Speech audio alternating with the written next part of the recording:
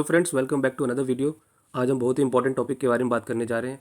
आपने अक्सर देखा होगा कि किराएदार से घर खाली कराना एक मकान मालिक के लिए बहुत मुश्किल होता है। और हम कभी कभी ऐसा भी होता है कि मकान मालिक ऐसा करने में अक्सर बहुत सारी गलतियां कर देता है।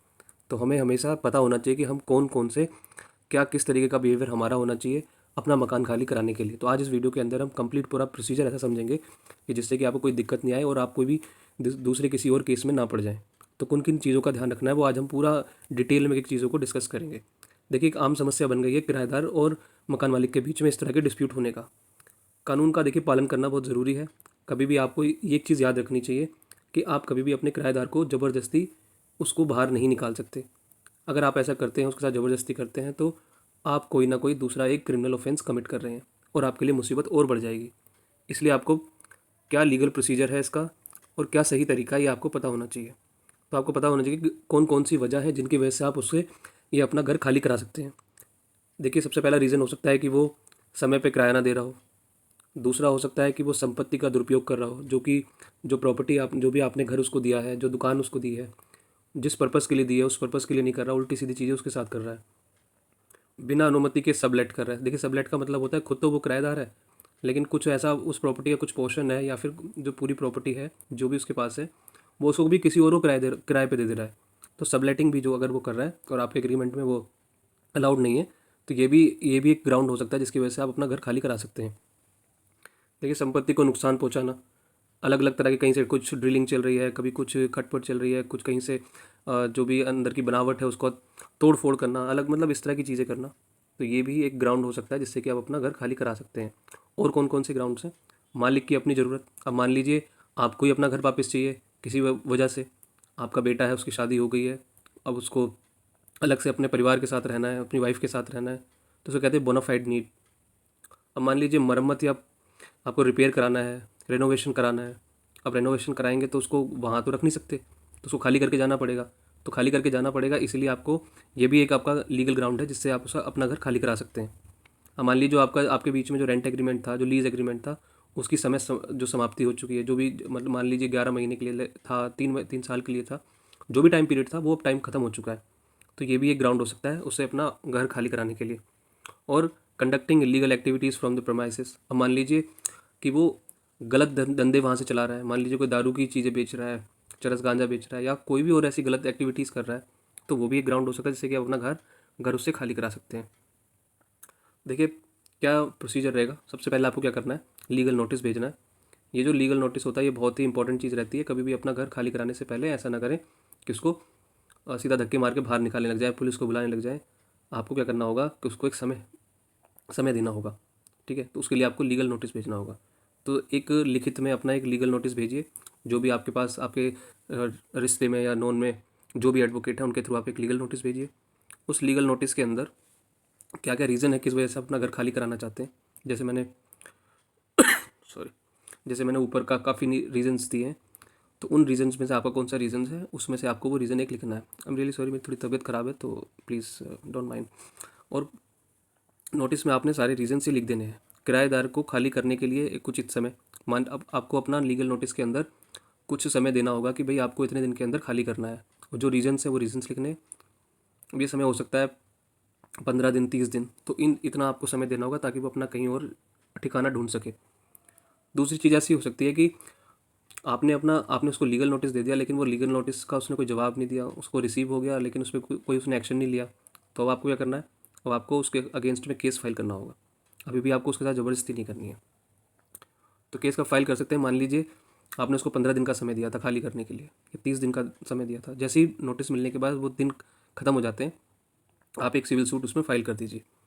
और जो भी आपके पास में कोर्ट है, ये जो सिविल, अगर वो रेंट कंट्रोल कोर्ट है तो वहाँ चला जाएगा, सिविल कोर्ट है तो सिविल कोर्ट के अंदर चला जाएगा केस। अब देखिए प्रोसीजर क्या रहेगा।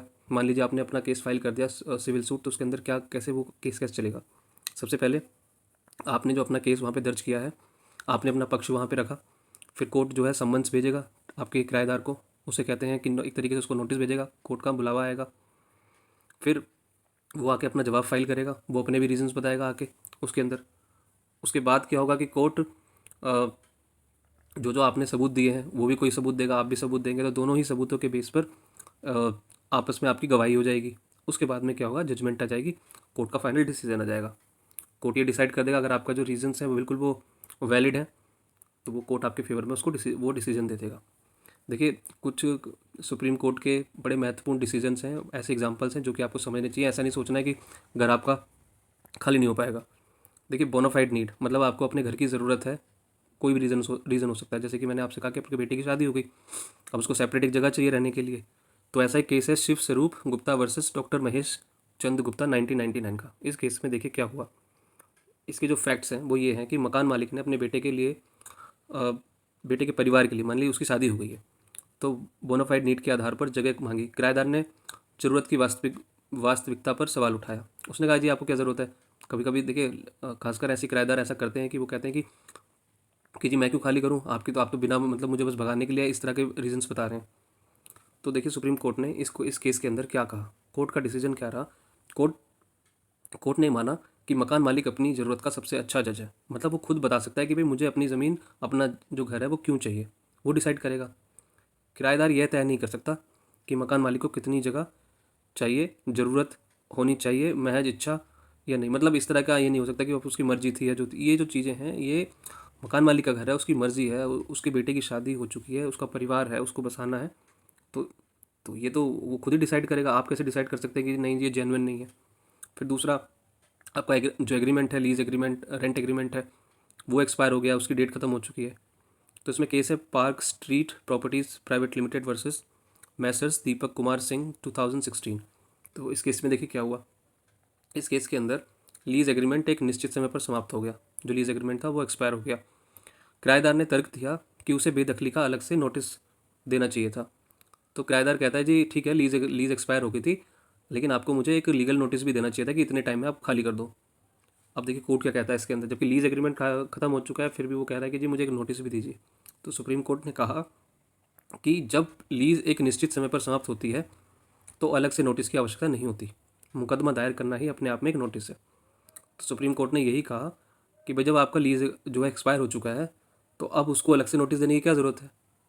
तो जब आपकी लीज, आपको तो पता है ना कि आपका समय समाप्त हो चुका है, तो अब अपना बोरिया बिस्तरा बांधिए और चले जाइए, क्योंकि उसने केस दर्ज कर दिया। ये भी अपने आप में एक नोटिस ही है आपके लिए। अब देखिए सब लेटिंग मतलब कि आप खुद तो किराए पर है, उसने किसी और को भी किराए पर चढ़ा दिया। तो ऐसा हुआ था Bharat Sales Limited versus Life Insurance Corporation of India के केस में। फैक्ट्स जान लेते हैं इस केस के।